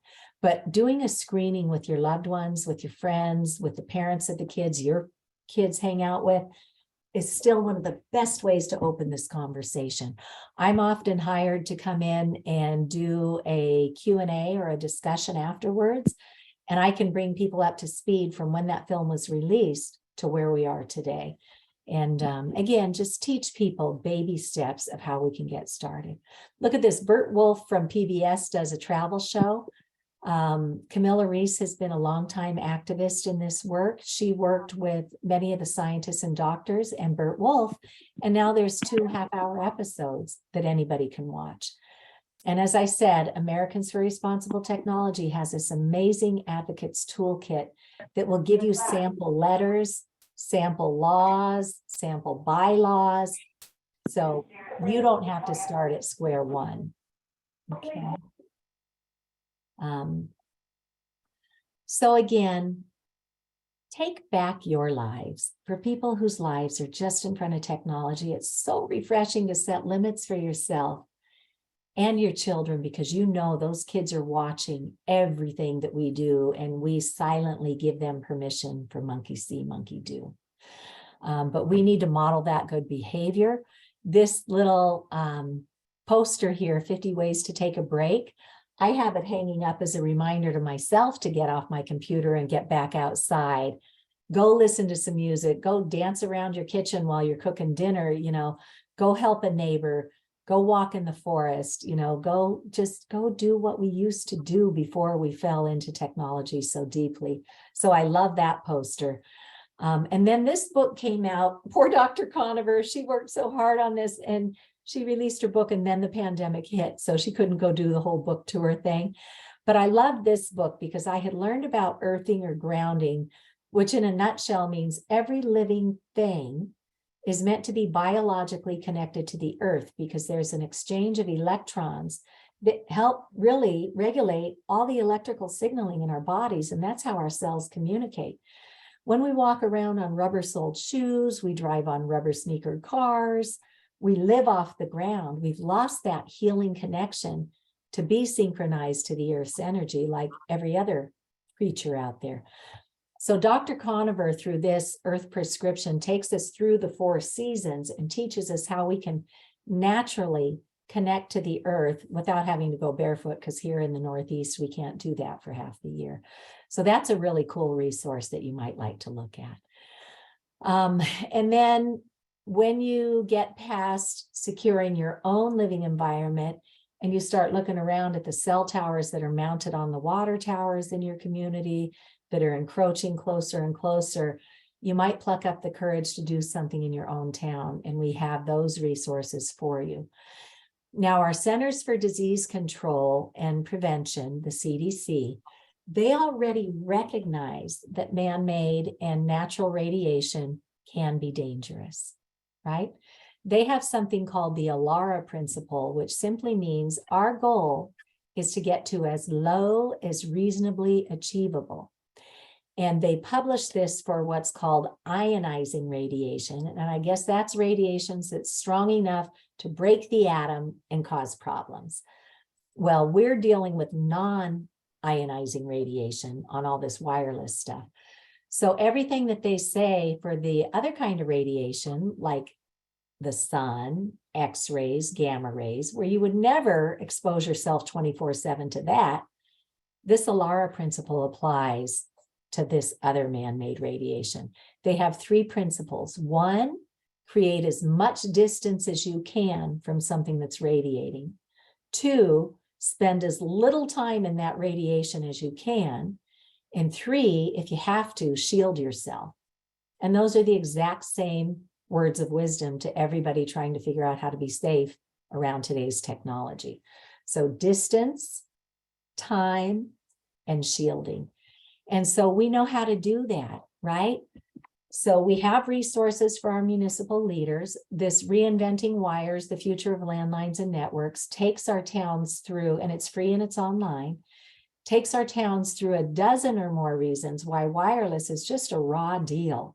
We should be putting that fiber optic in the road and directly to the premises. And then we need to train our towns to differentiate between what they've heard from the industry priorities, all Wi-Fi all the time, greater capacity, because they keep selling more products, so they need more capacity. What are our priorities? Our health and our safety. So that Reinventing Wires you can get to here, and then we always have to measure, not against the FCC guidelines, because the courts threw those out. They're not based on anything scientific. Biological effects, and we know how to do that with a meter. So for next steps, don't kid ourselves. There is no safe level of man-made radiation in the scientific literature. So we need to do what we can to make our choices to protect ourselves. And Dr. Linda Birnbaum retired in recent years. She headed up the National Institutes of Environmental Health Sciences, which oversaw that national toxicology program and the big study they did. And I was talking with her recently, and she said that there are still some really good people at the federal level. So we don't want to throw out the baby with the bathwater, but she acknowledged that there are captured agencies. And she thinks that it's really going to need to bubble up from the local and the state efforts to put the pressure on the federal delegates to get this job done, to fix the broken laws that allow all that toxic radiation. So we all need to work together on this. So let's continue to educate the public. For our part, I will be doing these free education webinars twice a month. We'll be announcing our February date soon. So when we announce this, print out this little flyer and go put it up all over your town, because you will very calmly and quietly plant these important seeds where people might say, oh my gosh, I don't sleep right. Oh my gosh, the anxiety and the depression, it's everywhere. Everyone I know is, and they might just join the conversation with us. So we do this for you guys to take this stuff and use it in your community. I can be brought in to do forums. Many of the others in this space are happy to join a panel and come in like we've done in Pittsfield, Massachusetts. We've brought in the doctors and the scientists and the engineers, and we just want to help. So if you want to take the time and the energy to help pull something together, we can help. And then, good Lord, we need to train our schools ASAP to quit radiating our kids. And we know how to do that too. So start where you are. What professional groups have you worked with? What social groups do you belong to? Maybe you're just going to have everybody come to your house and watch Generation Zapped as a starting point. Just watch a movie together. And then we can share these resources and then invite people to come to one of these free monthly webinars. So you can be the catalyst. We can do the heavy lifting with you. Okay. So at the local level, our town should be forming tech safety committees. They should make sure that when the industry comes in and says, oh, we're going to save you money by cutting out all those walkers who used to walk the neighborhood and take the readings on your, gas, water, and electric meters. We'll save your town money. And we'll just do it all digitally with wireless radiation. We need to push back on that. Everybody should have the right to live in their homes safely. And it's great that we have the opt-out bill in Massachusetts to say, yeah, we're not making this up. Look at this. And then we need to start transitioning all of our public spaces, like our libraries, our schools, our parks, to hardwired, and get our bylaws to protect us. And again, we know how to do that. And our town should not be shy about paying the short money to somebody like Andrew Campanelli for $8,500. He will come in and look at your current zoning bylaws and tell you exactly where your vulnerabilities are. And then he will rewrite it for you so that you can have the strongest bylaw under current federal law and local and state law today. So he is busy. Oh my gosh, he is so busy because he gets calls all day long from towns that are taking advantage of his skill set. And he used to work for industry. So did Scott McCullough. They know this inside and out from both sides of the coin. And once they figured out the harm, they switched teams, and now they're trying to represent our towns and our citizens. So I know this is a lot. It's like drinking water out of a fire hose, as Dr. Lynn Patrick said at the medical conference, and we get it. So for today, where can we start, right? Just start looking around. Where can we take stock of what's radiating around us? And then start with baby steps, okay? First thing you want to do is protect your sleep, because if you don't protect your sleep, your whole cell repair mechanism gets damaged in the long run. It's cumulative. You could be feeling great today, but what about tomorrow? What if you hit that tipping point? And we see this happen to people time and again. Or what if they stick a cell tower right in front of your house with these small cells, but the radiation is huge. So do your best to create a sleep sanctuary so your body can get you up every day and carry you.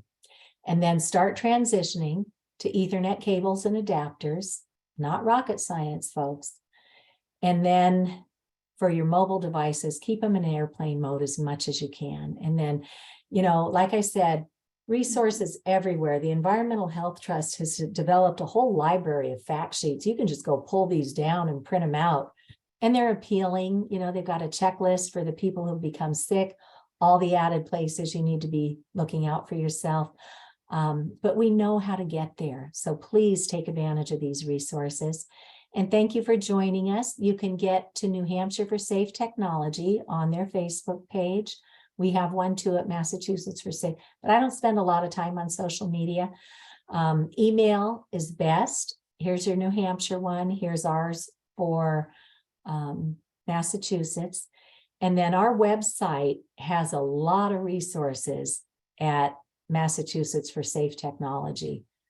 So you can just go right out there, and we have so much to share with you. And what a lovely turnout we've had today. I don't know if Deb is still with us. Deb, can you unmute if you're there? Okay, I knew that she was going to have to go. She's dealing with a crisis at home today. But I would invite anybody who would like to raise their hand to do so now, and I'll do my best to field your questions. Okay, Peggy Barton, go ahead and unmute yourself. Okay, Cece, I'm going to try to restrict myself to something, feasible. Anyway, I've tried to get that meter through that doctor multiple times, and there's still no answer from them. But I just had a little thought from someone in the chat. Should I wait until that meter covers 5G? I'm not certain that there's going to be an all-in-one meter. Okay. Reach out to Safe Living Technologies. That's the group that puts that meter out. I'm not sure if they're doing an all-in-one or if they're coming up with another one that gets the higher range of those millimeter waves. So I'm sorry that I did see they put out a press release recently that they are soon to be releasing a new meter, but I don't know if it captures the low end all the way up to the high end. And for people who are sick from this, they need to know the low end as well. Okay. So Safe Living Technologies, I think it's slt.co maybe. Okay. And I know sometimes emails I've heard have gone into the wrong folder, into spam folder with the global EMF monitoring project. So if you contact Safe Living Technologies, just tell them that you do intend to participate in their study. And could you please just have the discount? And I'm sure I tried that, and they said you have to have the code from the global place. Shoot me another email, Peggy, and I'll make sure that I get you in touch with Dr. Havis. Okay. I'll let someone else go, and then I have another question later. All right, thanks. Deb Chandler. Hey, okay. Hi, everybody. Hi, Cece. Hi, Deb. I just wanted to put the offer out there like I did at our last Massachusetts meeting. If I'm within driving distance of someone who wants me to bring my safe and sound to their place, I'm happy to do that. As we know, we're in a crisis. I just spoke with a friend yesterday in Connecticut who's having horrible heart arrhythmia. She's in another activist community with me. I chatted with her on the phone for half an hour, and I was explaining how many things she could do to protect herself. And I just, every day there's someone new that, we're trying to educate. So put that offer out there. Well, bless you, Deb. Here, thank you. so I live in South Hadley, Mass, but some of New Hampshire is within an hour of me, and I'm happy to schlep up. And I also want to give you a shout out, Deb. One, for your graphic arts skills. You helped us to do a banner and some other materials when we were testifying up in New Hampshire. So thank you for that. Sure. Two, because you are also, when you can, working on investigating what it would take to build a safe community for people who have environmental sensitivity. So if anybody is interested in that or has ideas for funding that, please reach out to Deb. She's often kind to put her email address in the chat. If not, folks know how to find me. If you're watching this later, I can put you in touch with Deb Chandler as well. And just real quick on that note, Cece, I'm working on a tiny house village for us, and I'm in great communication with all the folks that are working on the legislation for that in New Hampshire. Excellent. So I'll put my bravo. Let us know what well, we can I'm do just, if we can help. I don't need any pat on the back. You're the one. We need to clone you 100 times. We haven't fixed it yet, so I'm not taking the pats on the back yet, but we're trying. Exactly. And I just try to remind myself, if we each take the baby steps, we'll get there. Yeah. So thank you. God bless. Very good. Eileen Dwayne, I think you might have had your hand raised a while ago, and I asked that we wait till the end. Yes. Hi there. Thank you for all the just wonderful work that you're doing. I just had a question yesterday. We just submitted the 4 questions to our town council via email. And those were the 4 questions that you recommended. And so we're just wondering, what would be the next step? I mean, we did request a meeting about wireless technology safety in our town. So What town are you in, Eileen? Chester, Massachusetts. Great. Yes, yes. So, yeah, we're really doing a preemptive strike, I guess, here, because there's very little, because it's such a small rural town, there's little technology here right now. We do have 5G, I mean, we have the towers, of course, a few of them, but we just want to, you know, really move forward in earnest. And so we were just wondering any like next steps advice that you may have. Yeah. So which members of your town are you working with?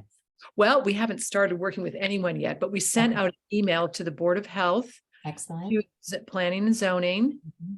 to the administrator, the town first selectman. We sent one to the first selectman, and I think that was it. Yeah. So what I would suggest is perhaps the next step Yep. is find out when their next meetings are Yep. and Okay. go offer public comment. Okay. Yep. And that way they know you're real and you really exist and you expect to continue the conversation. And Yeah. then from there, ask to be put on an agenda. Okay. Because in Massachusetts, I believe in public law, you have a right to offer public comment for usually it's like 3 minutes. Sometimes towns will let you go longer and stuff. Okay. Okay. But sometimes during public comment, their responsibility is to listen. So Okay. very often it comes as almost an affront where they're not going to talk to you about this issue. They're Right. here to listen during public comment. Okay. Usually where you can have a meaningful presentation or dialogue is during an agenda item. So Okay. if you can get it on the agenda, and I've been put on the agenda a number of times with our planning board and our Board of Health. I've asked for our select board, but they have not seen fit to let me do that yet. Although Okay. they'll catch me privately in the community and say, keep doing what you're doing, Cece. People are funny. I don't know what motivates people, but it's up to you. And I love how you're saying we. Can I ask who we is? Well, I actually, I bought a home in Chester with 2 friends, and we all decided we wanted to grow food and Mhm. live in a small rural area. So we bought this house a year ago. And so all 3 of us are involved with all of this kind of stuff. I love it. Yes. If you've made friends in the area, I would suggest that you start doing screenings of Generation Zapped and build your base out Okay. as Yeah. fast as you can. Okay. I Yeah. learned the hard way that one voice can very easily be swept under the rug. And I was just one voice for the first couple of years on this. Okay. So keep building your base and keep informing. I highly recommend you buy a meter if you don't have a meter already. No, we don't. Yep. Okay, because seeing is believing. Yep. And the 2 things that I have found to be the most effective when you open this conversation, most people are going to go conspiracy theory, tinfoil hat. That's Okay. going to be one of their first thoughts. Okay. So what I do is I say, hey, do you by chance have an iPhone? Oh, And I ask them to go into settings. I take them down to general and then in through legal and regulatory. And I have them take a second just to read that legal fine print. And then I paraphrase that it tells you to keep this device away from your body. mhm. Or Yep. you'll exceed the FCC limits. And then I tell them the FCC was just sued for ignoring 11,000 pages of evidence of harm. Mhm. And then I say, even right there, it says, don't touch this device. Mhm. Mhm. It Right. tells you right there, use a speakerphone, Mhm. right? And now they're thinking, oh, gee, maybe, oh my gosh, maybe there's something here.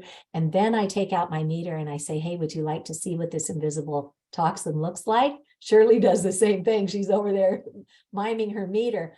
And before I turn it on, I say, now, in the science, they want us to be at under 10 on this little middle number on here, right?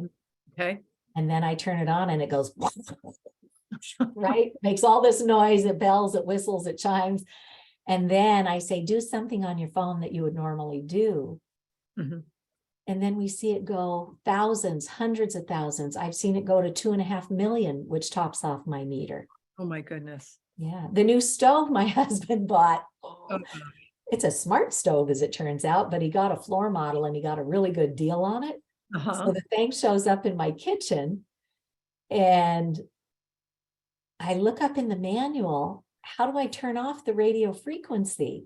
Because apparently some people think it's a cool feature. They've been told to turn on their stove from their cell phone when they're not even home. I don't get it, but some people might think that's a cool thing.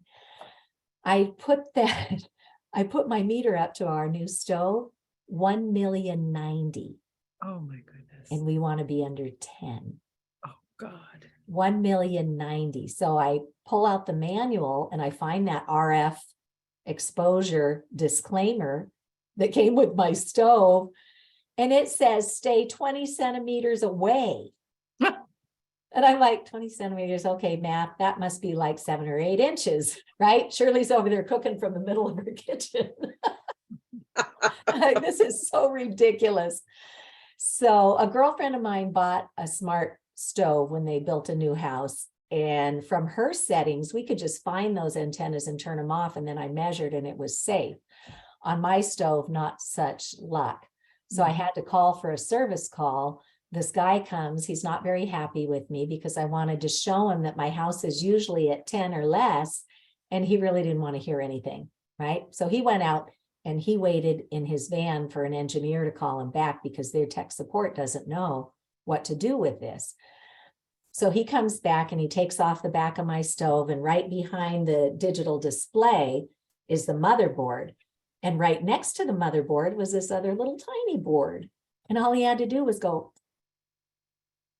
and he unplugged the radiation antenna, and I measured, and I was back down under 10 in my house.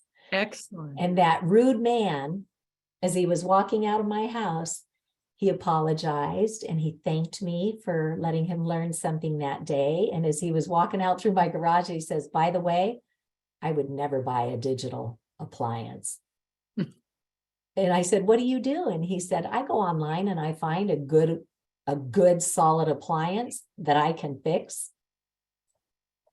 And I said, because Lowe's, Home Depot, they've all got the latest and greatest models, right? But he said, you can still find them online. Yeah. Wow. Wow. Right. Wow. Well, thank you. And I just, before just you go on to the next person, I just wanted to share with you that when we purchased this home, we hardwired everything in this house. And we bought all of our appliances, non-smart meter appliances. Excellent. Yeah. And it was very hard to get those, extremely hard. But Just like trying to find the light bulbs that don't emit that dirty electricity, that's right. you know, oh, those are awful. Worst. It's hard. It's hard to find those still. I've been able to buy them by the case through companies that, sell to construction projects and stuff. But they're hard to come by. So good for you that you've got a safe home. Yeah. Thank So, you. Thank you for everything you're doing, Cece. Yeah. Keep looping in. We love to be inspired by your successes. Okay. Super. Okay. All right, Deb, you have your hand up again. Well, hello again. I just wanted to share that I just met Eileen Saturday. Hi, Eileen. Oh, and I don't know if you connected that I was the Deb that was there. So we were in a meeting with about 15 people, Eileen, and it was actually a health freedom related meeting, but I had asked the moderator ahead of time if he wouldn't mind asking folks to put their phones in airplane mode during the meeting. We had a few resistors, we definitely did, but Eileen and I kind of tag teamed on educating folks. And I think we got most everybody there to put their phones in airplane. And then we ended up handing out your postcards, Cece. Excellent. And also the chart of the We Are the Change. Well, no, it's the other one. We Are the Evidence. Yep. But it was the other one actually. But anyway, so we were educating people in the middle of a meeting for something else. And I think we did pretty well, Eileen, don't you? Yeah. Yes. Yeah. That is fantastic. Woo-hoo. Well, because why should we be sitting there suffering if we can use it as, a way to protect ourselves, but educate everybody else at the same time? Yeah. At some So- point, this comes down to basic human rights. It does. So here's what I'm sharing on my screen now. Peggy Barton, can you give me a nod if you can see my screen? Okay, so this is Massachusetts for Safe Technology. It's an easy address. It's MA4 safetech.org, right? And if you go to our resources page, remember I said I'm a tech writer and I got way in over my head and I couldn't remember where to find things that I wanted to revisit or share later.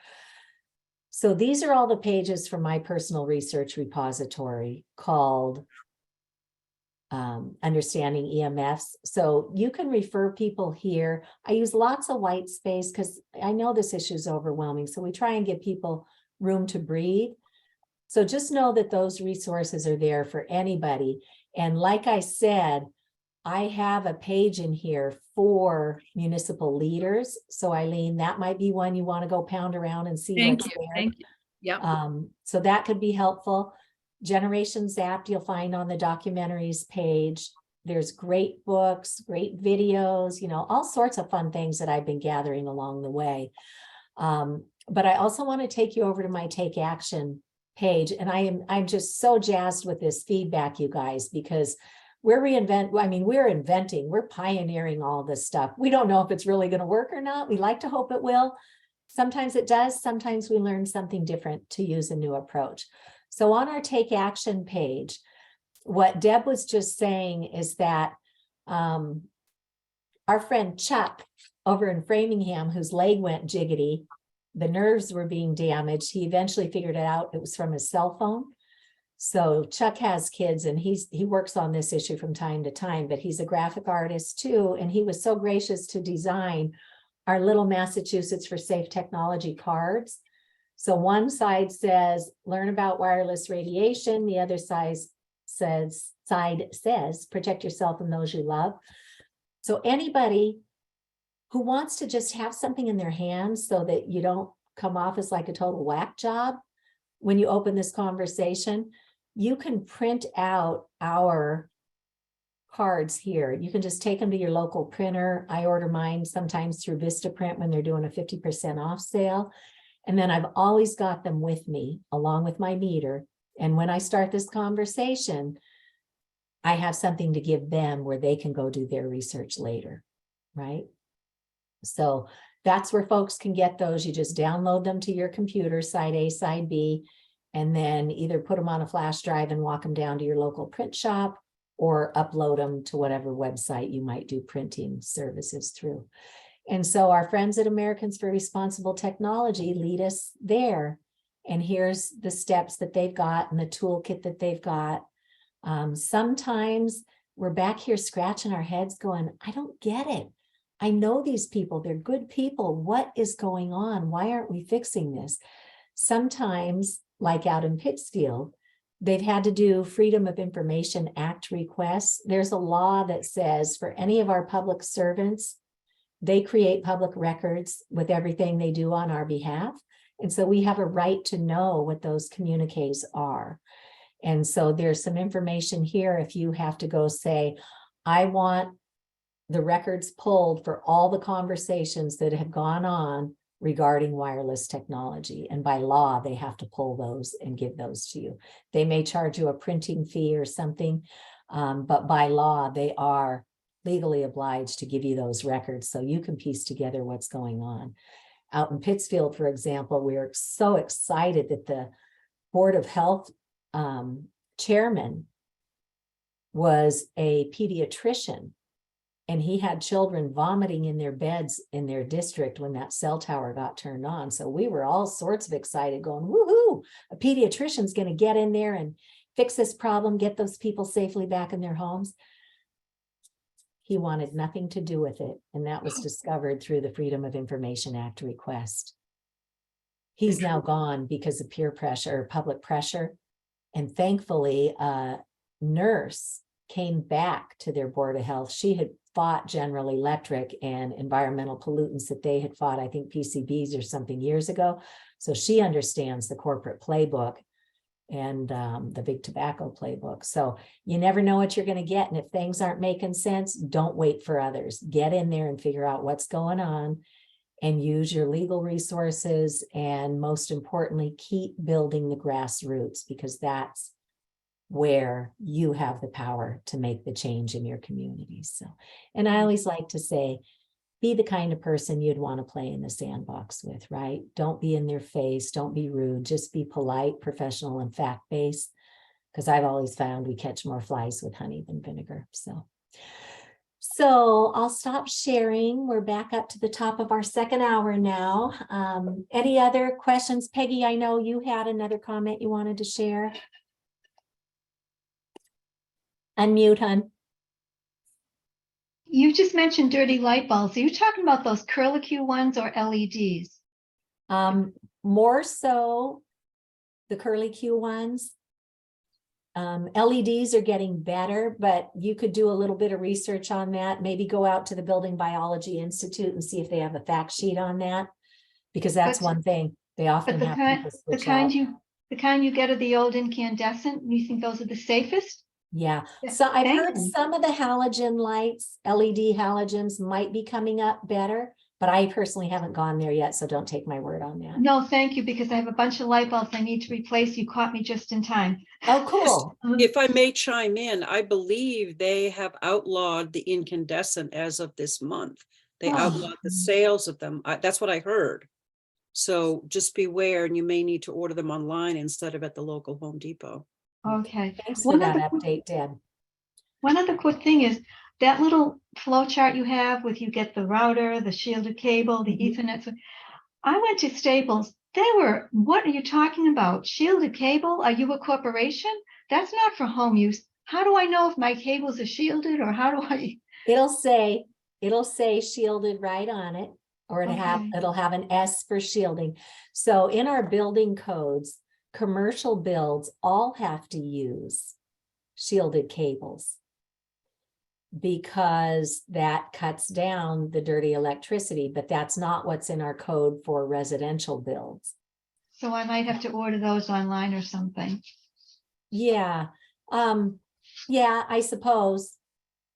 Interesting that they wouldn't have them in a store. Shirley, did you want to respond to that? Go ahead and unmute. Dorothy, Yeah, we'll get to you in just a sec. Either through Building Biology Institute and ask questions there, or a guy named Orem Miller. is a building biologist who has a very, very extensive site, and he talks about the different qualities of the different kinds of things. But bottom line, let's see. Yeah. Orem's first name is spelled O-R-A-M, Miller, in case anyone wants to look him up. And Also, yeah, just you'll be able to start quickly identifying it.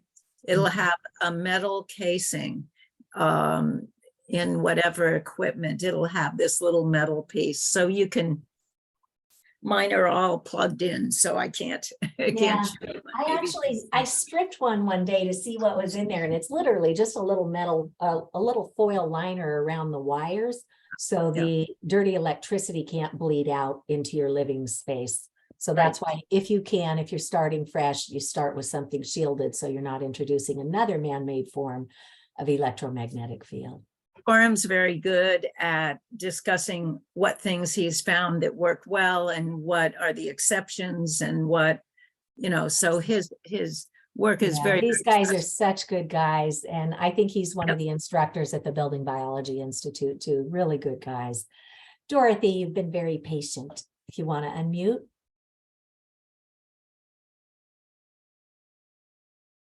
So go ahead, Dorothy. I was thinking, where do I find the 4 questions that were mentioned? Is that on your repository? We have not, circle back, shoot me an email, Dorothy, and I'll get them for you. Okay. I know it's such a busy time right now, because we've been really putting our energy into getting the bills filed on January deadlines. Oh, And sure. we also want to come up with actions each month. One of those is going to be how to work with your towns, what action items can we do? And I know it was discussed, those 4 questions in one of the meetings, but I can't remember them off the top of my head because I think they came from Courtney Gilardi out in Pittsfield, but we'll find them. Okay, that's all right. The other thing, maybe I should email you this, is about where did you get the grant for the library's meters? That was through the Massachusetts Cultural Council. Okay, And every town in Massachusetts has been, I don't know what their status is now, is apportioned a pot of money to invest in the community for cultural programs, be they science or art or, whatever. And so I can share with you the application that Dr. Safrir and I did. So include that in your email to me as well. And I'll okay, send you over our application for that. all right. Thanks so much. You're welcome. Okay, any other questions or comments? Oh, Deb, I'm so jealous. You just posted, you just got a box of about 30 incandescent light bulbs from a guy on Craigslist. Yeah, I admit, Actually, I I was, didn't educate the guy. yeah, Oh, I well. know. Oh, Oh, okay. so- Miriam, you had your hand up.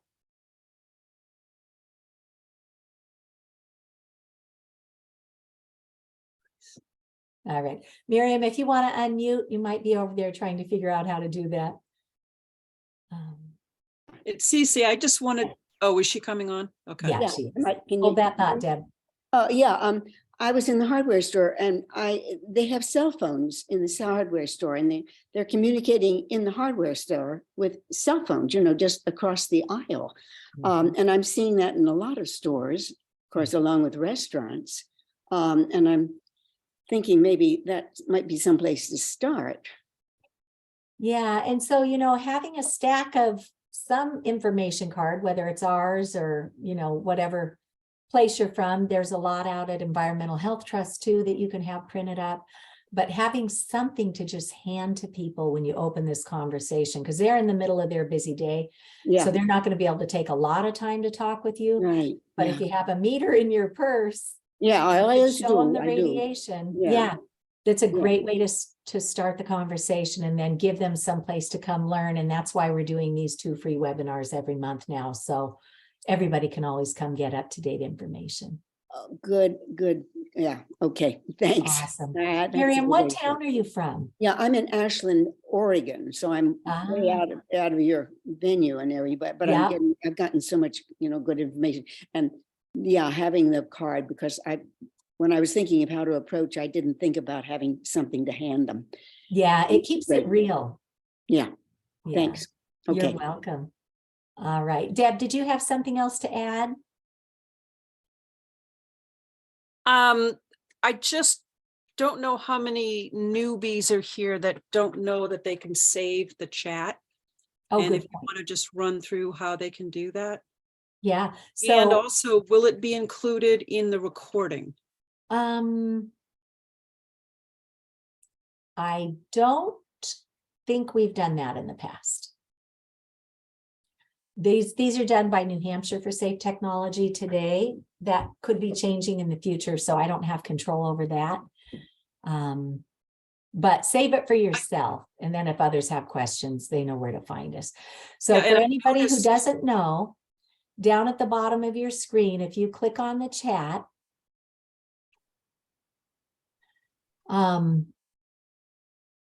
there is a ... little icon. When you click on that, it gives you an option to save the chat. And if you select that option, it will save it on your computer. And when you get out of this Zoom, it will usually just pop up on your screen. But what it does is it creates a file in your directory. It'll give you a Zoom directory, and then the file will be included in that Zoom directory if you don't already have one. Okay. Dorothy, did you have another question? Oh, no, sorry. Okay, no, but I wanted to give Dorothy a shout out. She's been pulling people together in her area, and we're going to schedule an event out in the Forbes Library in Northampton. Is my little brain remembering that right? Yes, that's right. Okay, so we're going to do that in the next couple of months, and we will let people know when those events start happening. If there's anything we can do to create an event where you are, that's my happy place. if I can drive there within reason, I love going out and being in the community. Or we can always do something by Zoom. So let me know how I can help. All right, everybody. Have yourself a wonderful afternoon. Enjoy what's left of our winter wonderland here, and we'll see you next time. Thank you so Thank you much. so much, Cece. Thank you. Yes, thank you, Cece, and everyone else. So nice to see you again, Eileen. Thank you.